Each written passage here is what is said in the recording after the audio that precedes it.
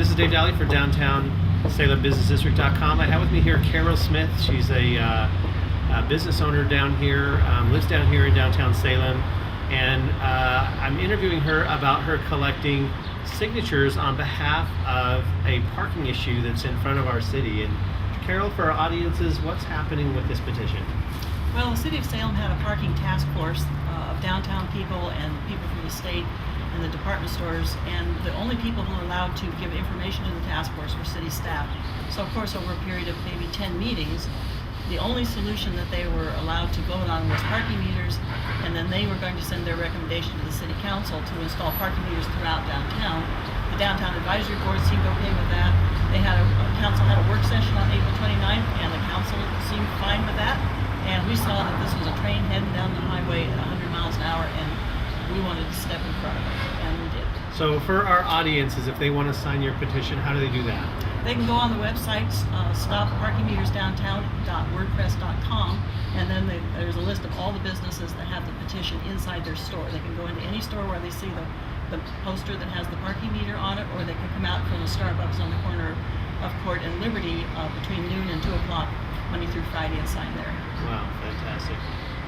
So for everything happening here in downtown Salem, visit downtownsalembusinessdistrict.com. We'll also have a link and try and get more interviews around this topic so that we can really have a lot of different vantage points about this crucial issue, because we want customers to come downtown, but also I know that there's probably shortfalls in budgets, and I think having a look at all the variables of what the pros and cons are is a positive thing that we can do here for downtown Salem. Don't you agree? Well, I do, but even when the city manager at the council work session, she said that when she figured out the $1.25 per hour she wanted to charge, she took the number of parking spaces we have downtown divided by the amount of money the city wants, which they suddenly decided that they need $700,000 more a year downtown in the parking district. And then she came up and she factored in a 20% leakage, she called it. And not one councilor asked, what does that mean, a leakage? So we assume that means that 20% of our customers are no longer going to come downtown. She's already factored that into the parking price. Parking meters are a parking management tool. They manage parking. So when parking gets so tight that nobody can find a parking spot, that's when you put in meters to turn over spaces. We don't have that problem. What we have is a revenue problem with the city that the city refuses to acknowledge is in the parking garages. They want to put the problem out on the street and put meters in. So that means that all of the customers of the small, independently and locally owned stores, their customers are going to pay for all the maintenance on the garages where their customers never park.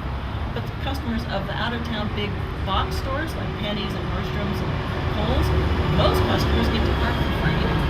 So why should the small merchant on the south end of town, the locally owned stores, why should those customers pay for the parking for the big box stores? None of the solution that the city come up with makes any sense to us now. And so that $700,000 is for maintenance on those parking. They say they have a $425,000 a year problem with maintenance. So they rounded that up to $500,000. So they took $75,000 more than they needed there. Then they said they somehow came up with $160,000 shortfall in operations, which nobody asked them to justify where it came from. But they rounded that up to $200,000. So there's another $40,000 they've rounded up. And nobody's asking them why they need all this money all of a sudden. I mean, I wish that as a business person that I could say I need $100,000 more a year and the council could just vote it in. So that's why we think the voters need to weigh in on this issue. Wow. Topping on another topic, you're a citizen of downtown, you live here. What's the energy like here in 2013 with the downtown district for you? Well, I think it's struggling. I think there's nice things about downtown. I've never lived in a city that had more potential in their downtown than this one. But year after year, we squander that potential by investing our city dollars in the wrong things. So I think people are struggling. Some people are doing fine and other people are doing well, but I'd say the vast majority is struggling. And to put parking meters in now, if you just came downtown 2 hours a week, so just once a week for 2 hours, over the course of a year, you're going to pay $130 a year in parking meter. And if you get a ticket today, it's a $15 ticket. When meters goes in, it's going to be a $30 ticket. So you're going to pay $160 more a year than you're paying today, plus any tickets that you get. I just don't see how the businesses can stay in business, and then we figure in a 20% leakage. So figure 20% of our business, our customers are not going to come back. Wow. I don't know any businesses down here who can take a 20% hit so that the city can get the money they say they need. Yeah. Well, Carole, thanks for bringing your vantage point. We appreciate it. And again, check out their domains. I'll put them on screen so you get more information about the website and about where you can sign the petition. And going forward, what's the next step? What's the next meeting? Where's the next point of discussion? On July 8th, we have to turn in at least 6,600 signatures. So I think we need 5,800 to qualify for the ballot. If we have 58 qualified signatures, then we go on the November 5th ballot. Okay, and that how will that measure read, kind of in a summation? Oh, I'd have to read it off though. It's Because a pretty long. the city attorney gives you the question, so I don't want to read a legal. Sure. I don't remember that. But well. essentially, it's going to be to not have these meters in downtown. Well, it does more than that. It prohibits parking meters, and it gets rid of time limits. It requires the city to enforce the employees for parking in the street, because that's been a big problem down here. The city stopped enforcing that. It restricts the amount they can raise the parking tax to 2%, because one of the solutions the city manager brought to the parking task force is, well, let's triple the parking tax for everybody down here. Of course, the parking task force said, oh, we can't do that. So that's why they voted for meters. Plus, it allows the city to put in up to 50 30-minute parking spots, because when we went to time limits, we had more 30-minute spots in downtown than Seattle and Portland combined. So we had way too many. The way you get a 30-minute spot is a merchant has to request it. But then that merchant leaves and nobody takes out the 30-minute spot. So we just had 30-minute spots all over the place. So we want to prevent that. Gotcha. And who was the people who wrote this ballot?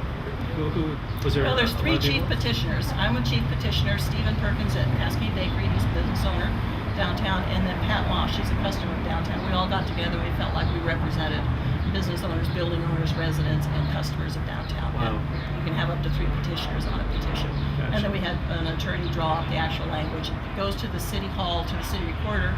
She checks it for constitutionality, and then it goes to the city attorney, and he writes the question that will go in the voter's pamphlet. He gives it the ballot title, and he approves the language. And once that's done, you're not done. Then you get your signature sheet and cover letter written up, and then you have to get that approved, and that took quite a while. Wow. So giving us the boundaries, because we have parking meters up near the Capitol up here, and in your measure, what will happen with those parking meters up Those near the stay. Capitol? Yeah, we're just Okay. talking about parking in the parking district downtown. Okay. So it goes from about High Street to Front, and north to maybe Union, and south to Ferry. And even the 2-hour parking that currently is in place, that will go away. Correct. If voters vote That's in your ballot measure. Yes. Wow. Yes. But then the city has to get the employees off the street, because that's part of the law now that they don't enforce, and we're going to ask them to start enforcing it. Gotcha. So that those places in front of businesses can be used by customers who are going to use that business. Okay. Well, Carole, thank you very much. Sure.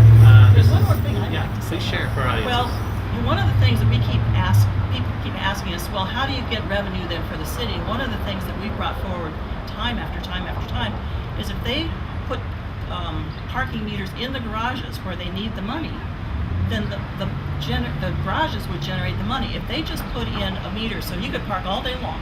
So when you come in, you take a ticket, you can park all day long, but when you leave, you put $1 in. $1.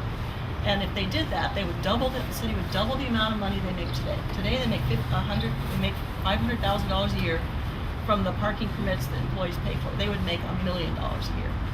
And now, part of our problem is that the part-time employees are parking in the street because they can't afford the $50 or $60 a month to park in the parking garages. So they don't want to park in the street, but that's the only option they have. If we went to the $1 a day in the garages, now they can suddenly park where they should, Yeah. freeing up spaces on the street for where the customers really want to park. So, that program was designed by a City of Salem employee, and he was head of parking services, and he got fired. And when I found him on the street one day, I said, Tom, what happened? And he said, well, I got called into my boss's office and told I was not authorized to have that idea because the city wanted parking meters. So, that idea needs to get back out there. Wow, fantastic. So thanks, Carole, for sharing Yep. with us and our audiences. And it's such a great business district here in downtown Salem. Lots of great activities, events are happening. And, we've got new tenants here in downtown here at the corner of the Reed Opera House. So there's a great energy down here. But that's the beauty of democracy and people coming together for solutions, Carole. So Thank you for your time, and again, for everything happening here in downtown Salem, visit downtownsalembusinessdistrict.com. Thank you.